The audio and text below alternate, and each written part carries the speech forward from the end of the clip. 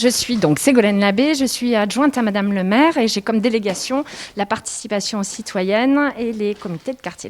Mon rôle, comme tous les citoyens, de venir aider en tant que bénévole aussi. Donc j'ai une casquette d'élu, mais une casquette de bénévole aussi aujourd'hui. Alors nous sommes dans un contexte absolument, non pas extraordinaire, mais terriblement lamentable, puisque c'est la guerre en Ukraine. Et donc beaucoup de villes de France font une participation ukrainienne. Et donc ici, c'est un centre de récolte. Expliquez-nous un petit peu.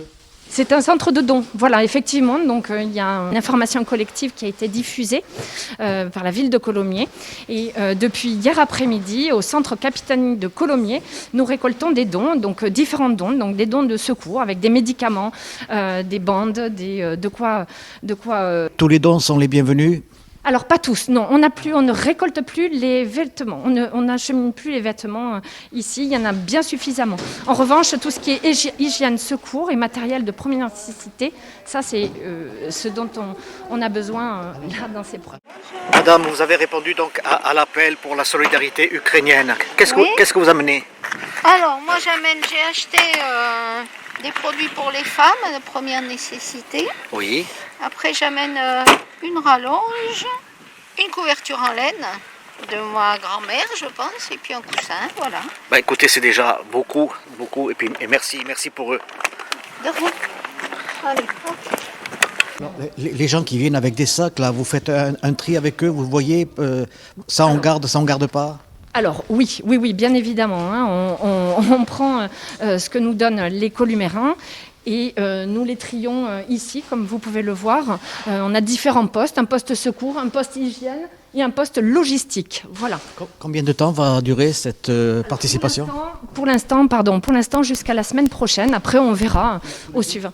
Alors non, le mercredi, le vendredi et le samedi. Le mercredi de 14h à 18h ainsi que le vendredi et le samedi matin de 9h à midi. J'apporte du lait en poudre, des petits pots, des protections hygiéniques, des paquets de couches, du dentifrice. Ce que vous pouvez, merci. Je viens de l'acheter, c'était pas chez moi. Et hier, j'ai apporté 3 couvertures. Un élan de solidarité. C'est horrible ce qui se passe, donc je pense à eux. Je suis en présence de Natalia, et Natalia, bien sûr, une consonance, on va dire, des pays de l'Est, et notamment de l'Ukraine. Bonjour, qu'est-ce qui nous amène à nous rencontrer aujourd'hui? Bonjour, je suis Natalia Astruc, je suis en France depuis 26 ans, mais j'ai ma famille à l'Ukraine, à Lviv. C'est un petit peu loin d'endroits où il y en a de plus de combats. C'est presque à la frontière ukrainienne, mais elle était aussi bombardée comme toutes les grandes villes d'Ukraine, obéie de Biélorussie qui est à la Fédération russe dans cette guerre. Donc, voilà. Aujourd'hui, bien sûr, quel est votre ressenti? Quel est votre souhait le plus profond? Mon souhait le plus profond, bien sûr, c'est la paix. Mais la paix, ce n'est pas se mettre à genoux. La paix, c'est montrer aux agresseurs qu'ici, chez nous, je parlais ici, chez nous en Ukraine, c'est Europe. C'est un pays souverain, c'est un pays démocratique et nous, on est prêts à n'importe quel prix de défendre cette démocratie, cette liberté, cette fraternité. Avez-vous entendu peut-être dernièrement un discours du sieur Poutine, l'esclavagiste, moi je l'appelle ainsi, qui a dit comme ça, oui pour des négociations, mais à condition que vous respectiez mes préceptes. Qu'est-ce qu'on peut penser de ça? Penser de ça, déjà, c'est pas à agresseur de faire ces conditions. Si on discute, il faut qu'il arrête de bombarder, arrête de ses actions. Et c'est à lui d'accepter nos conditions. Donc moi, comme je travaille dans le milieu médical, en écoutant ces discours, pour moi, cette personne, elle a des problèmes psychiatriques. C'est une paranoïa qui est... Nous n'allons pas occuper ce pays, mais l'objectif est très clair. Lorsque nous aurons dénazifié et démilitarisé l'Ukraine, nos troupes se retireront. Il n'y a aucun doute là-dessus. Aujourd'hui, ce samedi matin, après 10 jours de guerre et de combat qui nous ont frappés aussi et qui nécessitaient évidemment et qui justifiaient que la ville de Colomiers, dans sa partie institutionnelle, évidemment, réagisse. L'installation des drapeaux ukrainiens qui flottent aujourd'hui sur l'hôtel de ville, nous l'avons fait aussi en mobilisant par avance finalement tous ces citoyennes et citoyens qui s'étaient mobilisés au moment du Covid, de la crise du Covid. Ma ville natale, c'est Soumy, 80 km de la frontière de Russie. Je veux vous dire que la guerre qui dure déjà 10 jours, elle a montré à le monde entier que la Russie, c'est pas le pays de la grande Russie de Pouchkine.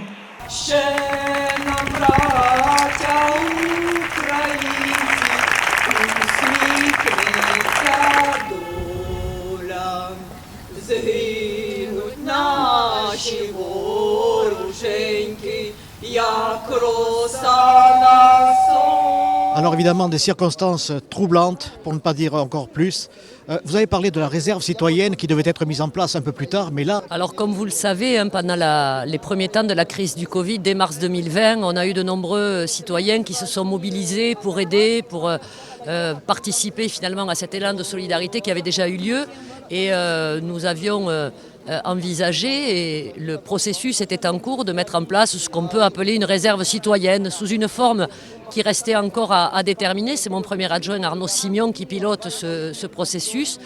Et lorsqu'il s'est agi dans l'urgence de cette situation de guerre et de mettre en place des actions de solidarité et humanitaire, eh bien nous avons souhaité remobiliser toutes ces citoyennes et ces citoyens qui étaient déjà actifs finalement et qui s'étaient montrés solidaires pendant le Covid. Et donc c'est ce que nous avons fait, nous les avons rappelés pour qu'ils puissent se rendre au centre de dons de Capitanie qui a été ouvert il y a quelques jours et faire des permanences pour recevoir les dons, les trier et participer finalement à cet élan. Voilà, tout simplement. Juste une remarque, ne seriez-vous pas déçu du peu de mobilisation des citoyens à Colomiers là, pour ce moment ?